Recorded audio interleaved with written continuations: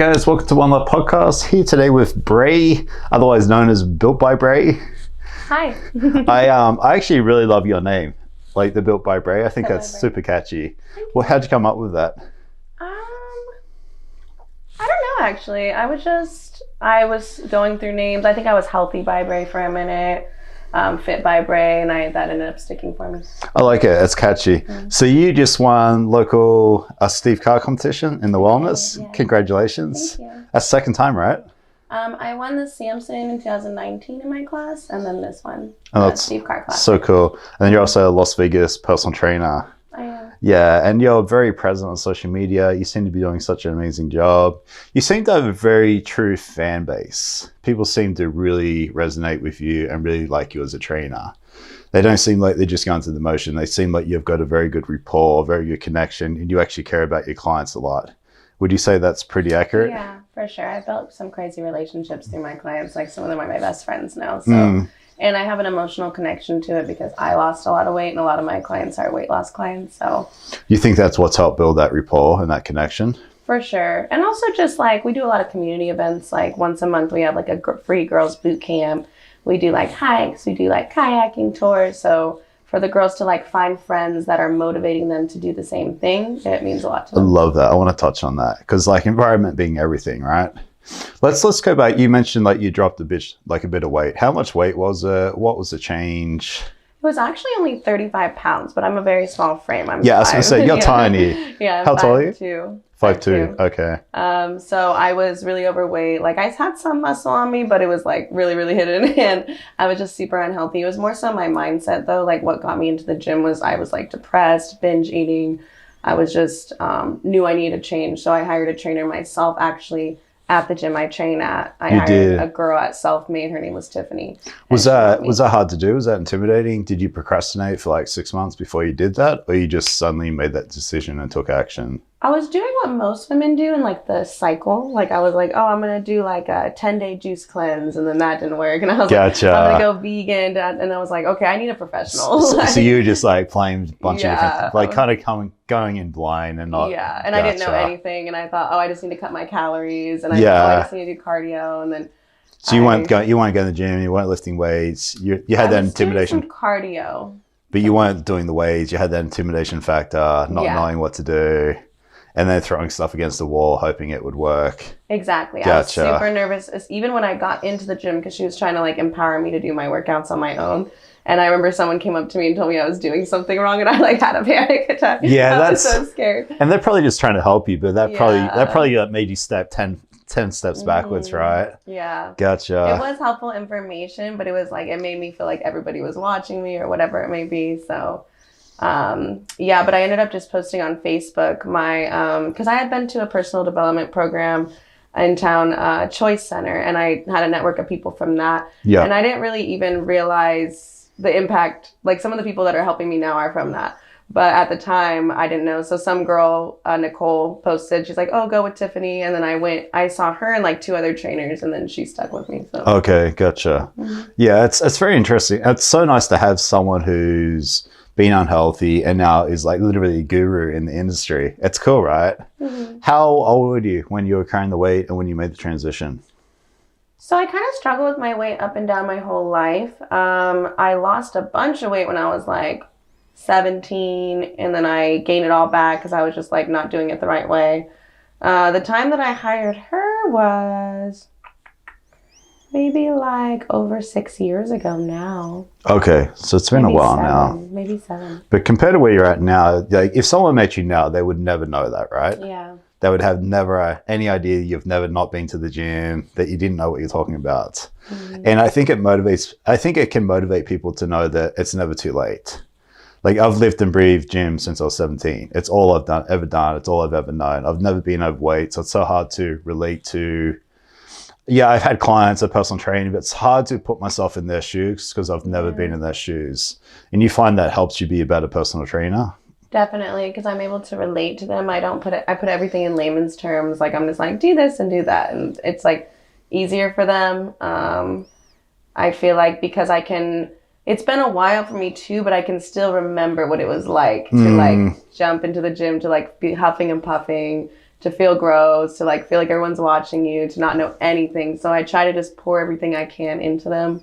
So I think it does help, yeah. Do you think it's environmental where most people go wrong? It's who they hang out with, it's the type of things they're into? Definitely.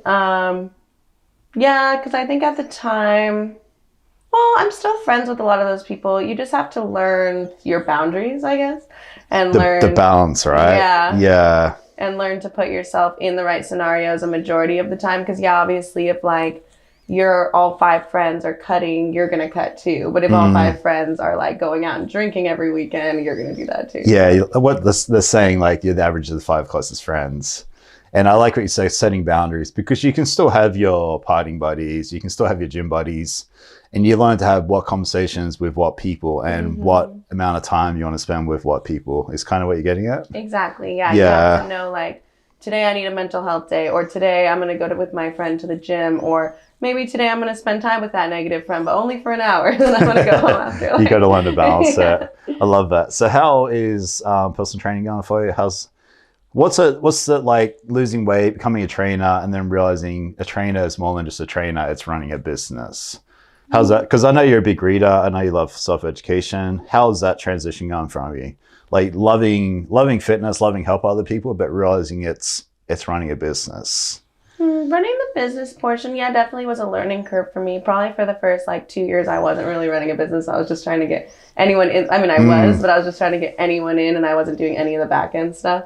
But once you learn that, it's not so bad. I'm running multiple businesses actually, because I have that, and then we have a girls group called Crown Winners. So that's what I focus on now. But I've always been like a sole proprietor. Like before that, I was a showgirl. So it's like, it's really hard for me to have a real job. Yeah. So how's the transition from show going into like personal training? So much better. Because I was in school for PR and journalism, and then I was doing the showgirling kind of like to finance it. And then I just wanted to do something worthwhile. Like, I loved making money. It was fast income. It was great. I had a lot of good friends. We had a lot of good time. But at a portion, I was just like, I'm just like saying the same thing over and over all day. I'm not like learning anything. I'm not growing in any Becoming area. a robot, right? So at least now I have opportunities. Like, everyone around me a lot of people are educated in different things than I am. So I'm able to learn from them. I'm able to grow. I'm able to like meet a new person every day and connect with a new person, and learn about how I can help them. So it's always challenging too. Someone's different background, different thing. You definitely sit there like a sponge too. I learned so much from my clients, like investing in shares, stocks, real estate, relationships. Like someone's always got some value to bring. Like we were talking about before we started, right? You never know who knows what, but when you shut up and ask questions and you listen, you can always learn You can always learn stuff from people. Yeah, like a lot of my clients run different businesses and stuff. Which is so invaluable, right? Yeah. They love talking about it. Yeah, it is. It's really helpful. So what has been some of your best clients, some of your best like stories so far? Like mental health, weight loss, like... So many. I've had some big weight loss clients, and those are always really incredible to watch, because not only do they transform like their body, but they transform like their mind. All of a sudden they're leaving toxic relationships, they're making better friends, like they're actually joining us for our events and coming out of their shells. A lot of times when they start, they're all quiet and shy.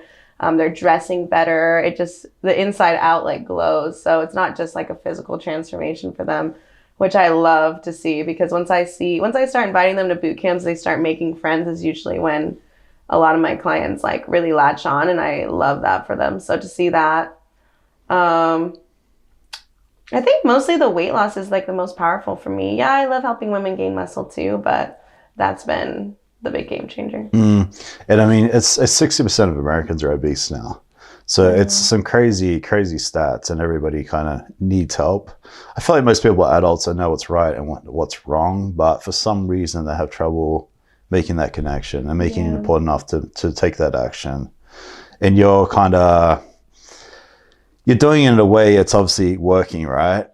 Which is really huge. And I love what you're saying, like builds confidence, builds self-awareness. You start to better yourself on more other levels, and you're saving your own life.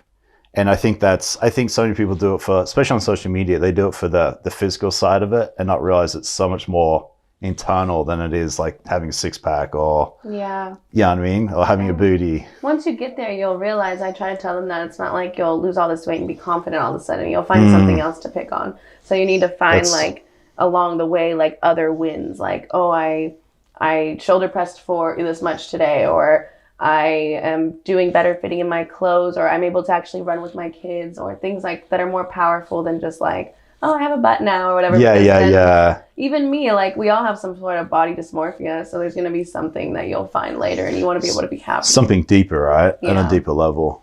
What is, so you're training now opposed to when you first started. Is it the same type of thing? You're in the gym doing weights? Talk to me about your training. Oh, mine personally? Your personal. When I first lost weight, I was doing a lot of I did weight train, but a lot of HIIT cardio. And my weight training wasn't like focused on building muscle. It was like high reps, not a lot of rest time. So that helped me lose the weight. And also I was cutting calories pretty dramatically. Not dramatically, but I was cutting calories. And then I got to the point where I wanted to do a show. So I did that show in 2019. I think that's really what got the ball rolling, because from there it's like my workouts are bodybuilding style workouts.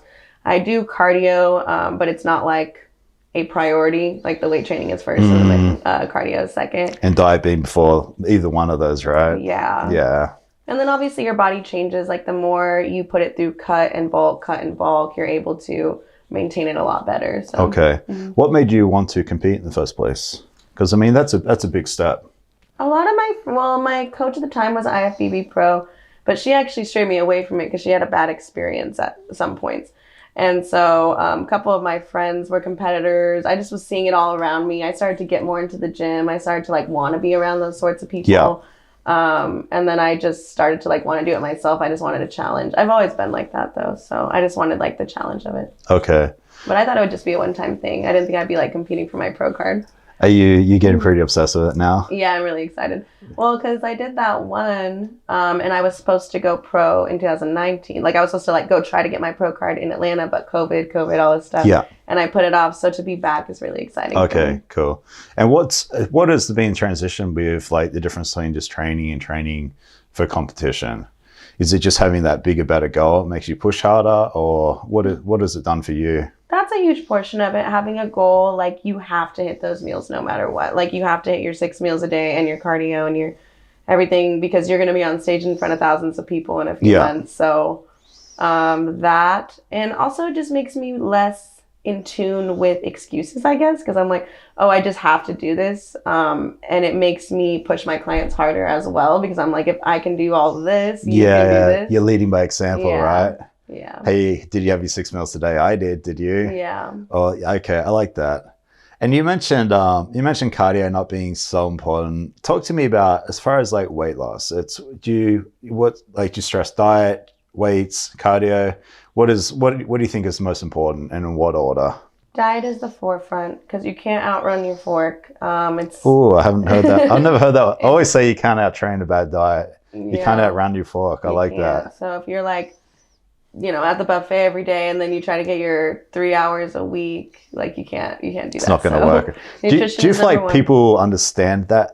I feel like a lot of people don't understand how important that is, what you just said. It's definitely the hardest part, but I feel like it takes a couple months of repetitive understanding macros, things like that, to even me, I was I'm eating healthy. I totally was. Yeah. So, it takes a while to learn that, but once you do, it's simple. Once you have your food prepped ahead of time, I'm not going to say it's easy, but it's simple. You go for your meal. It is simple, right? Yeah. Yeah. But yeah, like you said, being prepped. And so you're putting diet as number one? Diet's number one, I would say. Cardio and training, it's hard, because I think weight training is number one, but I do put cardio in the programs. I think it gets demonized a lot, no cardio, bodybuilders hate cardio, but it's you need cardio to have a good health. So yeah, just heart health, right? Yeah. And I mean, it does help you lose weight, and it does make it faster, but I think too many people, like you said, when you started, you just do cardio and you don't do the weights. And I think that's where it kind of gets a little confusing. Yeah, so I would say nutrition, weight training, then cardio. And I would totally agree. It's just, if that diet isn't, but you could argue if you die at some point, you don't really have to do the rest of it. Yeah, some people are able to lose weight just with their diet, but I just feel like to build a nice shape, you have to train it. Yeah, and that's when it starts like, now I want to build muscle, now I want to Yeah. build shape, now I want to get leaner, I'm going to tweak my diet, I'm going to do a little bit more cardio, whatever it is. As far as you mentioned the other thing you're doing, the business, what is that all about? Oh, Crown Winners. So it's a women empowerment group. We empower women. We fight loneliness. So it's like to bring women together who are not like catty or gossipy or challenging one another, to actually do like personal development programs. We have a retreat coming up in January in Oaxaca that we're really excited about. And just to like do meditation stuff. We have some girls that go to church together, some girls that do meditation classes, like all sorts of things. And we do it also to empower women to build their own businesses. So we have like a network of women who like, we got our hairstylist, we got our tanning girl, we got this girl. And you coming in January, you'll get discounts on their things for being a member of Crown Winners. But it's also just to like bring us all together, to have events, to like have where if you want to go to coffee in church, there's a girl that will do that with you, because a lot of us only have club friends or have had club friends in the past. So. When you say we, is it you and someone else, or are you just talking about? Cindy and Jazzy those are my business partners. Okay. So it's me, Cindy, Woo, Jazzy, and we created it together. Cindy actually came to me with the idea because she was like, what if once a month we did a free boot camp for women, just to get them out to like do something for themselves, like tired moms who would never really pay for training, but they need to like get out there. Yeah. I'm like, okay, let's do it. So we started to do it, and we realized we had like 50 girls one time. And these yeah, and these girls are like, oh, like I never met anyone like this. It's so cool how positive you guys are. So cool that we can do this stuff. So we're like, should we do hikes? And it started to just grow from there. It's an amazing idea, because you probably find like when you read books, you self-educate, it's hard to find other people like you, and you kind of feel like an outsider, and you kind of feel rare. Yeah. Can you relate to that? Because I know I sure can. Like this podcast has been my way of doing this. I'm around people like you all the time now, but sometimes you feel like, am I the only one who thinks this way? Am I the only one who doesn't want to go gamble, smoke, party, drink? And you start to feel like isolated in a way, right? 100%. So you're taking those isolated people and you give them a place to come together. Exactly. That's amazing. You could probably do that for guys too, and that would we be. do want to in the future. Yeah, I could totally see that working for guys and I could too. see you being a part of it. That's a good idea. Yeah. I love what you're saying there. So talk to me more about the groups. Like, what are you guys doing each month? Like. So every last Thursday of the month, we do last Thursday, okay. a free boot camp. We're not doing November. We just want people to have time with their families because that's Thanksgiving. Okay. But typically every last Thursday of the month. The hikes and stuff, we have like a group. So we do that as we go. We usually do that on Saturdays or Sundays. Like for instance, this Sunday, we're taking a hike. We don't disclose the locations. We just tell each other, like, because it's women. We also have a retreat in January. That's January 12th to 16th in Oaxaca. And that's going to be loads of fun. It's like uninhabited beaches, like meditation, like I'm having material for everyone to work on their businesses. So it's going to be really good. That's awesome. As far as you mentioned meditation, do you meditate each day? I've been going to sound baths. I go to those once every other week. And then I don't know, I guess it is a form of meditation. I put on sound bath music and I'll pray or write in my journal I guess I do, because I manifest me winning. I manifest my goal that I currently have going on at the time. So what I want to touch on is it seems like you got a lot of good habits. So talk to me about your habits as far as like your reading and meditation. What other kind of habits have you got? And give me a little bit of depth on those. Well, it started small. I journal every morning and every night. And So why do you journal? I keep hearing this. I don't journal. Why do you journal? I have a journal, and it has like, what are you excited about today? What's an affirmation for today? Okay. And at the end of the day, it has how is it worded? But basically, how did you serve? And I like that because during the day, I'm always like mentally thinking about like, can I buy someone a cup of coffee? Gotcha. Can I like tell a client how great she's doing heart to heart? Like something like that to like feel like I made an impact that day. Okay. And then you also take note of your moods, and I'll take note on the side of like, I don't know, like for instance, I went out to celebrate my win, and drinking is like, now I realize I will not do that for a long time. The next day, my mental was suffering. So I'm writing notes on that, like, do not do that again. So like a reference to go back to, like, hey, I shouldn't have done this, or this, I felt amazing. Or what's a trigger for me? Like if I eat gluten, I notice I don't feel well that day, or things like that. So that's interesting.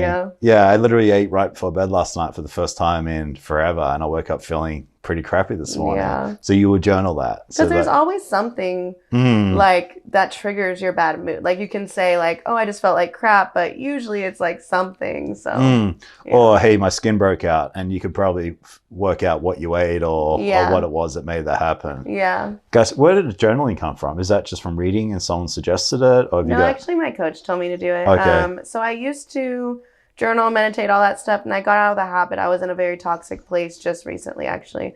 And when I got out of that, I was able to, like, he was just like, hey, you should start journaling. I started doing that. And that was where it started. And then I started like meditating. I started praying more. I started going to church every Sunday and Saturday night.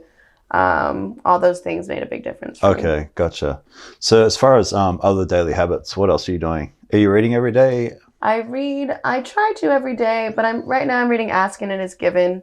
I barely made a dent in it, but I read like a couple pages every night because I'm so tired from prep. And then I do, let's see, I try not to watch movies too much. So if I am going to do something, I'll like edit a video or that I have to do because I run the socials at Self-Made too. Okay. So I'm always doing that. I'm always doing my my reading. I do pray every morning and every night.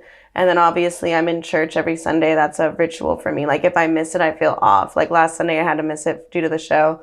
I felt weird. Gotcha. So, have you always been religious? Yeah, I was raised Baptist Christian. Okay. But I feel like just now I am finding my adult faith. Okay. And you're starting to get back into it properly. Yeah, I went to church on and off for years. Like I've been to Central for years and the Crossings for years. They're like kind of connected. But I just recently, like, I feel like now that I'm almost 30, I'm like, okay, this is like my surrender. Because when you're young, it's just like your parents told you this. And when you're older, you're figuring it out for yourself. You're starting to do it for yourself. Okay, I love that you say that. You and I love to read. You're like Alex Hormozi books lately. I saw you doing that. Oh, yeah. What is, how often do you read? What are some of your favorite books? What's some books you might be able to tell me I might not have read? One of my favorite books of all time, I actually recommended to our mutual friend, is The Four Agreements. I love that book. What else do I love? I'm trying to think. I think it's called A New Earth. That one's really good. Is that the same author? Yeah, I think so. I think so too. Is it Eckhart Tolle? It might be. And then I'm loving this Ask and It Is Given so far. I'm trying to think of what my faves are. Those are my two, like, I always, if someone's like going on a spiritual journey, I'm like, take these and read these. Okay, gotcha. What's some books you've read have had the biggest impact on your life as far as like mindset or just discipline or habits or?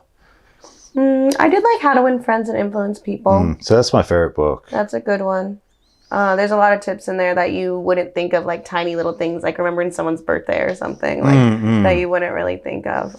It's kind of going back to like people skills being everything, right? Like learning to shut, like don't criticize, get in or complain. Like it's something I live and breathe. Don't complain about things. Like just take accountability and stop being a bitch. Yeah, basically, yeah. That's what they all. I mean, they kind of all repeat the same. They all kind of say the same thing, right? Be with positive people. Do the right things. Work on yourself. Like, don't be lazy. Don't make excuses. That's why I like the Four Agreements, because it's like, be impeccable with your word. Like, don't be like, I hate my life. Like, be like, I love my life. I'm so lucky I get to work out today. And good things will start to changing cycle. That mindset, right? What you say. Do you, I know for me personally, I never say when this happens or if this happens. I'm always like, I've learned to not doubt myself anymore. Do you kind of do the same thing? I've been working on it. Like, whenever I'm about to say, if I get my pro card, I start to when say, I get it. When I get my pro card. Yeah. Do you feel like that makes a big difference? Definitely. It sounds like energetically better to say, like, when I get my pro card. Like, why doubt yourself, right? Yeah. It's like the way you talk to yourself, the way you think what's that saying, like Oprah, like what you think about is what you become. Yeah. And I think if you're always trying to think that way, you're not making excuses, you're not pointing the finger, you keep taking 100% accountability on everything that happens to you, your life can change. 100%. I think that's why those are my favorite books, because it's a lot. It's so much mindset. Like, where the mind goes, the body follows. And like cortisol levels. Like, if you're stressing every day, looking at your weight, and you have like bad friends, bad relationship, your work sucks, like, you're not going to lose weight. Like, you can do everything you can, but at a certain point you're going to plateau, and at a certain point you're going to be struggling and you're going to wonder what it is. and it's this high stress environment that you're in. So. Okay. I wonder, so you got someone out there who's unhappy with their life, they're overweight, they're not where you were, but maybe even worse than where you were when you first started. What do you think the most important thing to do to get started to change your life? Do you think it's environmental? You think it's getting a coach? Like, what would you tell someone? Physically, you do need a coach, but I think it's also like flooding yourself with positivity. Like whenever I'm going through a negative time, it's like on my way to work, am I listening to like crazy lyrics, or am I listening to like a podcast about how I can do better, you know? And it's going to make you think, oh, this is a possibility. Like if you're hearing all these people living great lives, this could be possible for me. And then going on the way home, listening to another one, or listening to a positive song that makes you feel good. I have like a few kind of gives you, the 4-minute mile. You know that Robert Bannister, nobody could run the mile within 4 minutes, and he did it, and then the next week 27 people did it. It kind of gives you permission when you read different stories, you hear other people doing the same thing. Oh, he's dumber than me, or he dropped out of school earlier than me, or he's from this country. It kind of gives you permission, like, hey, why can't I do this? Yeah, you kind of want. That's kind of what you're getting at, isn't it? I agree, and I think when you experience those environments over and over again, whether it be through a podcast, this person probably can't just go out to crown winners or whatever I'm imagining, but if they could, that's what they should do. But let's say they're flooding themselves with positivity. From then on, I would journal every night, and then I would start to write down your non-negotiables. Like, what is it that I want in my life? Like for me, it's really important to be close to God. It's really important to be in environments that keep me grounded and that keep me close to my fitness and health. It's very important for me to be around business-minded people and to be in environments that support that growth. So I would write those down and then start to slowly chip away at anything in your life that doesn't hit that. Like I'm not saying totally get rid of all your friends, but I would distance myself at least if you notice that all they're talking about is gossip and what's on Keeping Up with the Kardashians or whatever it may be. And then try to go to like a friend, I'm sure you can find someone if you go to a church or a dog park even, right? There's all sorts of people there. So being around on the influence on your life and slowly trying to, like you said, like chip away and get to where you're trying to be. Yeah. You can't just suddenly turn that off and do it overnight. Yeah. But you can slowly pick up a book, read a few pages, have better conversations with better people. And you'll start to notice, like once you start to go in that positive direction, your boundaries will get higher. You'll start to notice when people aren't in that thing, or like opportunities or anything are not in that. And you'll also start to realize like when you're going in the right direction, because things will come to you. Like you'll start attracting the right people to your life, right? Yeah. 100%. Like if you're the person of integrity and punctuality, you treat people the way they should be treated. All of a sudden people start to treat you the same. And you start to live a bigger, better life, and you start to attract bigger, better friends. Yeah, you'd be surprised the opportunities that are waiting for you on the other side of you, like eliminating some stuff out of your life. Yeah. Like, it's crazy. I love that. What you got some favorite quotes? You've had a couple quotes so far. I feel like you're a person that's got a few quotes for me. Off the top of my head, I don't know. I don't know. No, you haven't really. I thought you had a couple quotes. I mean, I'm sure I do, but yeah, like you're throwing a few things out, like a few little fitness things. Yeah, I'm trying to think. I mean, I don't really have quotes. Like I have little things I say. Like I always say, fail to prepare, prepare to fail. It sounds super hardcore, but it's like true. If you don't set yourself up for success, like you're not gonna get there. Do you goal set? You do it like, how does that work for you? Like for me, I got my goals up on big board next to my office. I read them every day, consciously, subconsciously. How do you go about setting goals? And I honestly just have them in my phone notes, and I look at them all the time. Yeah. Do you look at them? Yeah, I look How often you would look at them? Lately, daily, because right now I'm working on my pro card. So I need to remind myself every single day that that's my goal. Do you have short-term, long-term goals? You just have one set? Yeah, I have my short-term goals and my long-term goals. But most of my goals right now are pretty short-term, and I'm trying to think of things that way more so lately. It's just a thing I'm trying, because I feel like in the past I would be like, oh, in 5 years my business will flourish. Like in 5 years I'll buy a house or whatever it may be. It's like, why not right now? So I've been trying to just run at them. Yeah. Gotcha. Do you mind sharing some of your goals? Yeah, my goal is to get my pro card. Why is that so important to you? I want the legacy of it, obviously, but and also just like if I'm competing in something, I'm competing to win. Like, I'm not competing. Why not, right? Just to like half-ass it. Like, I'm competing that to was the like, word came to my mind. Why half-ass it? Like, why? Like, take it as far as you can. When I did my first show, it was just a first show. But then I was like, wait a minute, and I feel like I love the community and I love the people. I want to be a part of it. I am a part of it, but I want to continue to be a part of it. I want to be able to add to the community and give back the way that they have given to me. Like, a lot of these girls don't even know me and they're like giving me posing tips and da-da-da. It's like, I want to help them too. I want to help the new generation. So, and also, just be great to be like IFBB Pro, built by Brei. Yeah. So, what other goals you got besides that? Crown winners is a goal for us. Where do you want to take that? Like, what is the goal with that? It seems like that can go as far as that could go anywhere. I know that could go so good. Like, there's so many things. Like, I can't even touch on it. But like, it's like, obviously, we want to have a really big, solid community. So there's never. Like, we always have at least 5 to 10 girls at our volunteer events, but I want it to be where there's always 5 to 10 girls that are available for every event that we need. Okay, gotcha. And that's at their own discretion. It's not like I'm not like, you have to do this, It's like whenever they want to, but it feels good to give back. And I also do want to grow our retreats to where it's a stable and continued like effort from all of us and that we're all really excited about. Like, for now, we'll do Mexico, but we have some other options. And I also just want to grow it to a place where it's a household name, basically. Okay. Yeah. That's awesome. That's really cool. So it's just like, you're very passionate about like giving back and helping other people. Yeah, because that's where it comes like full circle. Like, I noticed people that I helped 10 years ago coming to me and helping me now. Like, it's just crazy. What do you mean? Like, when I went to that choice center thing, a lot of us are like in the community in different ways. So it was like, are you familiar with it? I think no. I don't think so. It's like a 3-weekend thing, and like you go in first. It's like discovering all your limiting beliefs, and it's 100 people, and then it's breaking through all your limiting beliefs, and then from there it's like a leadership thing where you're in little groups and you have a coach, and the coach, like, you make yourself a PSP, like a contract to yourself. Like, these are the goals I want to accomplish. And at the time, it's so funny because my goals were like, lose 15 pounds. Like, they're so small. And we all get together and we have coaching call. Are you working on your goals? Are you doing this?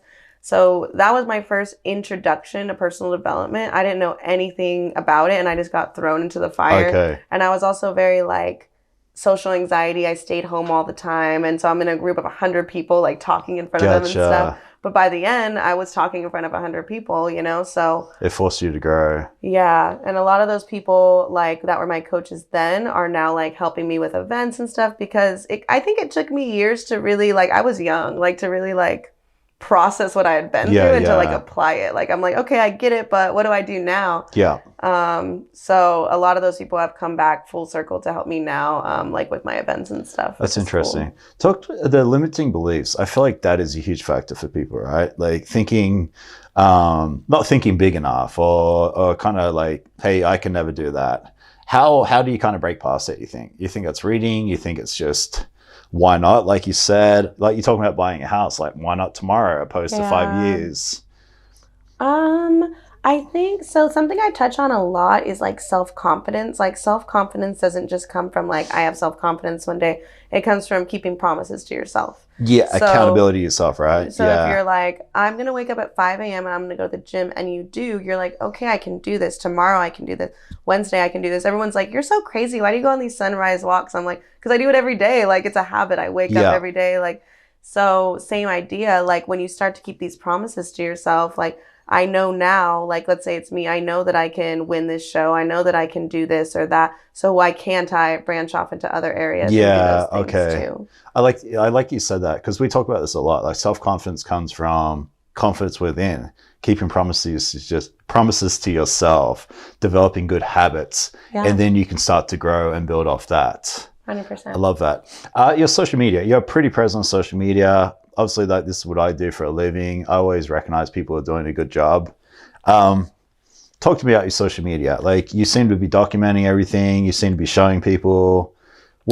How's that kind of going for you? Great. Well, I'm finally using my degree. I did go to school for PR and journalism. So like we took some social media classes. So like, but I feel like I've learned a lot from like my friends and stuff too. It's going really well. What do you want me to touch on? I just kind of your approach, like what is it you're doing? Why is it working? What could you be doing better? I have a lot to say on that. Let's say, well, I'll always like posting every day. Like if you follow Gary Vee, he's always like content. It doesn't really, I feel like we overthink a lot. Like, oh, I got to get the 100%. perfect video. And it's like, it doesn't really have to be perfect. Listen to this. This is gold. Like just post gold. over and over. And then people are going to see it and they're going to, like, let's say I'm the trainer. I'll just use me. Yeah. And I'm posting every single day. And then someone's thinking, man, I really need to get in the gym. They're going to think of me. Like they're not going to think mind, right? Yeah, because Top I'm always of mind. on their Yeah. page. And people are always on social media. People are always scrolling and you think they don't see your stuff. But I've had clients come in and quote my stuff back to me. And I'm like, I thought that was for no reason, you know? And that's something you posted 6 months ago, yeah, right? Exactly. So you make an nuts, impact. right? Yeah. And then they start to like see that. They start to see like, oh, like you have your individual niche and I have my individual niche. And I want to help women who are like, let's say, I'll say as young as 18 to 50 in Las Vegas and usually a weight loss client. Yeah.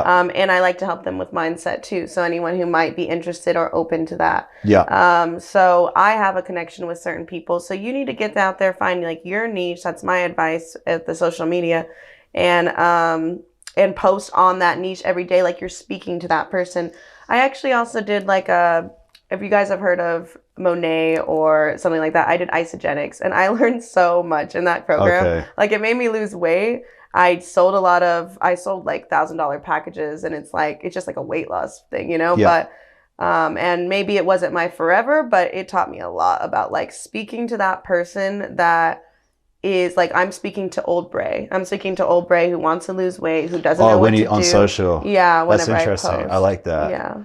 Yeah, okay. Yeah, because you've grown here, but you got to realize that everyone else is still back here. Yeah, to like connect with them, to reach out and pull them in, because even some of my content now is more geared toward competitors and stuff. Like I do a little bit of both, but like if I post a super aggressive weightlifting video, they're gonna be like, I'm never going to that gym. Yeah. So if okay. I post something more simple, like, hey guys, you can easily change your weight with this way, because it is easy at first, and then you evolve and have more goals. But no, that's amazing. I didn't know you were going that deep on that. That's amazing. So you're kind of documenting, you're putting out content, you're talking to like the old Brei. I love how you say that because that makes me think, hey, how can I talk to the old Brendan? Yeah. Or how can I talk to what you didn't know before? Yeah, it's hard because when you're always growing, you're always learning. Like every single day I evolve. And it's crazy how much I evolve every day. But I love it you say that. And then for me, big things like, oh, I've been following you for 6 months. I've been following you for 2 years. I love what you do. I'm now ready to hire you. But it took 2 years and you feel like nobody cares, right? Yeah. Like you feel like no one's watching. You see 5 views and you're like, oh, no one cares. Same as this podcast. I'll get like 10 views. But that's still, you're one person. Yeah. That's one person. You get 10 of those people. You get 10 of those people in those room. Mm-hmm. It could be a mom. It could be a business owner. It could be... It's so hard. It seems like such a small number, but it's so valuable. Yeah. And the fact somebody's quoting something you said is such a compliment, right? So I love what you're doing that. Thank you. So you got the books, you got the reading, you got self-education, you got the meditation. Just finally, just on the habits, like, you know, that saying like Tony Robbins, like raise your standards. Yeah. And you kind of touched on that. Are you constantly raising your standards? You're constantly holding a higher level for yourself? Yes. Talk to me a little bit about that. 100%, because like I can't make my goals what they were before. Like before, my goal was just to win a local show or whatever it may be. But now I have to make them like way higher. You got a higher standard for yourself. Same thing with business. Like now that as the opportunities start to unfold, I'm like, oh, if we can do a retreat easily, then we could easily do this. You know what I mean? So it's like, I don't know, it just starts to evolve with you. And raising your standards is like, I'm only going to have time. Like, you know how long it took me to get in here. Like, I only have time for certain things. Like, I have to set like a 10 to 15 minute time frame, and I can't just say yes to, which is my problem too, because I like to be social and I think of everything as a networking opportunity, especially when it comes to crown winners. So I have to set that boundary for myself. Like, I can't go to every single event. Like, I'm prepping for a show right now. I need to sleep. Like, I need to relax. I need to meditate. I need to go to the sauna, because I'm not going to be able to... And have fun. And also enjoy it. But that's the problem though, right? Yeah. How do you balance that? Like, for me, it's like fitness, family, finance, fun. and I try to split that pretty evenly. Yeah. How do you seem like, obviously you enjoy what you do, so it's fun, so but you still got to be able to switch off sometimes too, right? I feel like the events we do are fun. Like when we had that breast cancer party, I had probably the most fun I've had in like years because it was so much fun. And then also like I do other, like I consider my walks in the morning because the girls come with me fun because we're just gossiping and talking and whatever it may be. But you're achieving something at the same time. Yeah. I get social hour. We do like our hike. So our hike, I'm excited because all my friends are coming. I mean, I did go to the movies last night. I went to Black Panther, but I was also on my phone the whole time, like scheduling because I was like, this is such a waste of time. So you got to learn to kind of switch off. That's what I love about audiobooks is you can work out, be editing photos in the car, but you're also achieving something else at the same time. Yeah. So so you love what you. That's toxic. Just I feel like that's so important. Is like 80% of us hate what we do for a living. 8 out of 10 Americans live paycheck to paycheck. Yeah. So we're all broke doing stuff that we don't like, and then we're buying stuff to impress people that we don't care about. How important is it to follow a passion, do what you enjoy, and then kind of make it your own? Because you're a perfect example of that. Yeah, it's so important.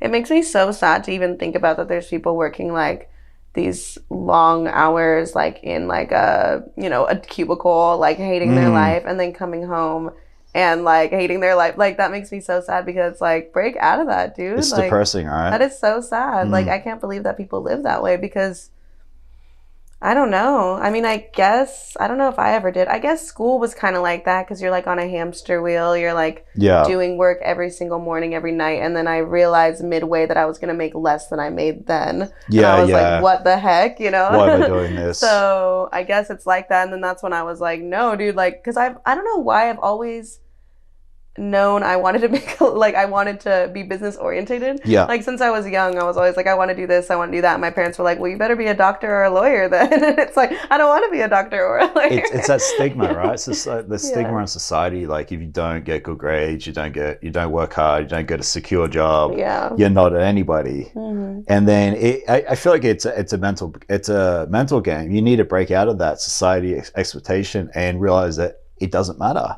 If you want to train people for the rest of your life and you're happy, what's wrong with that? Yeah, also, like, there's people with big, big dreams, and then there's also people who just want to, like a lot of people just want to, like, make enough money so they don't have to work so much and they can be with their kids or something. Gary talks about it all the time, right? Yeah, like... all the time. And I think that's fine. Like, if it makes your quality of life better, that's what you should do. Like, if it's owning a small business and being able to come home to your kids every night. But if your small business makes you a slave, like there's people who own like gyms or whatever it may be, and they're not able to ever enjoy fun time. So it really needs to be something that like, I think short term it can be like, obviously I'm young right now, so I can just work. But eventually there's going to have to be a point where I slow down and you have to build something sustainable for that. But also like, I think what you're getting at too is like, what makes you happy? Everybody's different. What makes you happy, what makes me happy could be two completely different things. Yeah. And Gary talks about it a lot. You can make $100,000 a year in a job you hate or make $40,000 in a job that you love. Yeah. What's the better option? Yeah. And then learning to live below your means and not have to be the biggest, the new iPhone, the new brand new car, that's a the learning big for house. Me too. I'm such a it's hard though, right? Like I'm at a point where I can do that really well, but could I do that in the past? No. Yeah. But once I got it down, I am so free from doing that. Driving that older car, living in that smaller place. I need to do that. Learning that when I make money, it's now my money. Yeah. It's not paying someone else. Yeah. It's not paying a credit card. It's not paying a car loan. It's not paying a house twice the size that I don't need. Yeah. So it's hard to remember to not keep up with the Joneses and to not, especially like in my community, it's like everybody's on the newest outfit all the time. Yeah. And like everyone's got the new car, pulling up to Fit Club, like whatever it may be. It's learning to balance that, right? Yeah. It's tricky. It's hard. Learning what makes you happy and not doing it because it's expected, right? That I took a pay cut when I first started training because I was showgirling full time. Easy money, easiest money out there. Yeah, right? I would make $1,000 sometimes and just in one shift, in 4 hours. Yeah, so just for taking photos. It was great money, and I was doing that full time. But I will say I wasn't making the capability I could because it was so draining to me that I would only work like 4 or 5 hours. 4 days a week, where I could have been you know what I mean? Like the amount I make now compared, but anyways, because it was exhausting for me, like emotionally exhausting, because it's like there's so many people that are like yelling at you or saying mean things. Yeah. Sometimes you have good days, sometimes you have bad days. And it was fun, like working with my friends. But at first I was like, okay, I'm going to personal train and I'm going to do showgirling on the weekends.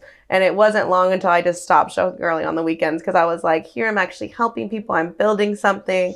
And I started off charging people like $30 an hour. And I was training some people for free, because I reached out to like all the girls who I knew had a high following. And I was like, hey, can I record you for free? And then you repost me and stuff. Yeah. So I started doing that. And then I'm making like $30 an hour. But it wasn't long. Like I doubled my prices in like a couple months. So I just worked really hard, because I didn't want to like ever go back to showgirling. So yeah, I love that. And yeah, it's not a lack of Tony Robbins says it's not a lack of resources, it's a lack of resourcefulness. Mm-hmm. So like you being smart, stepping back, like, hey, I'll train you for free in the condition that you do this. Mm-hmm. Or like I do free work all the time. Free work has landed me some of my biggest contracts. Yeah. But if you don't ask, you don't get. If you don't, sometimes you got to step back to look bigger and wider, right? It's so easy to get caught up in that motion of doing the same thing. I wanted to talk about that, like, too, because it's like, for instance, we put on like all these free events, and a lot of times people are afraid to get involved because it's free labor. But if you get involved, there's like all these like real estate agents, all these like brokerages, all these other gyms, all these that people. One connection you're you gonna can meet make. one person, yeah. And so it's who could so make important. you $100,000 or a new contract or a new client. Yeah. Grant Cardone talks about it all the time. Your network is your net worth. Yeah. And you're probably finding that big time. Yeah. Yeah, I don't know why people I think it's an ego thing more than anything, like with the free work. Yeah. I got no problem doing free work. Same. But once you get to a certain point, you can be fussier on what free work you do. Mm-hmm. Is this valuable enough, or is someone just taking advantage of me? Or is this a win-win? Or is this a win-win-win? Yeah. Not just doing it because... And you never know. You do have to be careful of your boundaries, but you might do a favor for someone and they might pay you back tenfold 5 years later, and you never knew it, you know? So yeah, 100%. Like I just hooked up a friend of mine with another friend of mine for a business connection. He wants to pay me some money. I'm like, dude, I don't need money for it. I'm just happy to help you out. Yeah. Maybe in 5 years' time, like you said, maybe he scratch your back. He scratches my back, hooks me up with someone. But it's not why you do it. And I think that's the most powerful thing about it. You do it because that's just the right thing to do. Exactly. And you should just innately like want to help people. And I think when you're in a good spot, you're doing well, it also makes you more so want to help people, I would hope, because you're like, I got me handled, let me help you now. So I feel like that was a big thing for me, because like growing up, I was very like independent, like I run everything, I do everything myself, like I don't need anyone, alpha kind of thing. And when I learned as I got older, like you need community, you need people to help you, like you need friends, you need family, you need this and that. So it's helped me grow. Why do you think we're like that? Do you think it's an ego thing? Like I can do it myself, or? I think it's what's the word? Circumstances. Like sometimes you have to be that way, actually. Yeah, but I mean, when you don't have to be. Yeah, if you don't have to be. And you say, I'll do it myself. I can do it myself. Yeah, maybe ego. Or maybe like fear, because I know before I struggled a lot with anxiety, and I would not want to like tell someone like, hey, I'm doing bad at my business, can you help me? Like, that's huge, you know? Right? Mm-hmm. How many people can, like 60% of businesses break even or lose money? Yeah. More than half. How do you step up? And it's kind of like when you're at the gym, just asking for help. Like, especially as a guy, guys have got the biggest ego in the gym. First thing I did when I started going to the gym, walked up to the biggest guy and like, what have I got to do? Yeah, exactly. And that helped me so much. Exactly. When I first started personal training, I hired a personal trainer. Everyone's like, why would you hire a personal trainer? Because a professional tennis player has a coach. Mm-hmm. You can always learn more, right? Yeah, I have multiple coaches. I was going to say, you literally just won a competition, but you've got so much help around you, right? I have my coach. He's my friend, Ricky. And then I have my friend, Harry. He does my like glute training for me because he's really smart like in that area. And then I have Ray. He does my boxing. And then I have my posing coach. Like that's 4 people helping me. Yeah. And I could probably do it all. I don't want to say I could, but what's the word? Like the old me would have probably tried to do it all myself. Yeah. But I'm at such a higher level because they always say like, you could do it for free, but what if you hired the best people to help you? What would it? 100%, you know what right? I mean? 100%. Actually, I nearly forgot to ask you, booty training. So obviously, like you know what you're doing, every girl out there is trying to build the booty. What is the booty secrets? What is Built by Brei's booty secrets? So I'm going to try to make it like super simple as possible. Basically, if you're trying to grow only your glutes, you have to do some kind of glute isolation exercises. If you're trying to grow your legs too, because like old bodybuilding style is like squats, deadlift, lunges. Yeah. And that's fine. It does grow your booty. That's how I originally grew my glutes, but I also grew my quads and my hamstrings. So if you're trying to just grow your glutes, you need to get with the Brent Contreras method and do like hip thrusts, all sorts of like abduction exercises, things like that.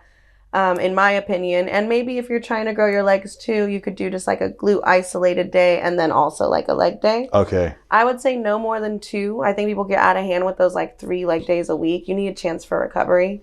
Because you don't grow training, right? Yeah. Yeah. And I think it's really hard to push yourself to your max level twice a week and have room for a third. If you have room for a third, you're probably not pushing yourself enough in those 2 sessions. Quality over quantity. Yeah. And then also like the exercise, like I train for 45 minutes to an hour right now. It doesn't have to be like how many days a week are you going? 6 right now. Okay, 6 days a week for 45 minutes. Yeah, sometimes I do 5, but lately 6. I've been dropping down to 4 lately for 45. In my off season, I probably will. I just have a really big mission to tighten my glutes up right now. So. Yeah, and I mean, I'm also not competing too. Yeah. But I find sometimes, hey, 4 is plenty. Yeah. Cordell, friend of mine. Cordell? Yeah. I saw your podcast with him. He's been doing 3. Yeah. He literally just competed. Oh, sorry. he literally has been doing 3 days. Oh, 3 days total. Oh, yeah, 3 days total a week.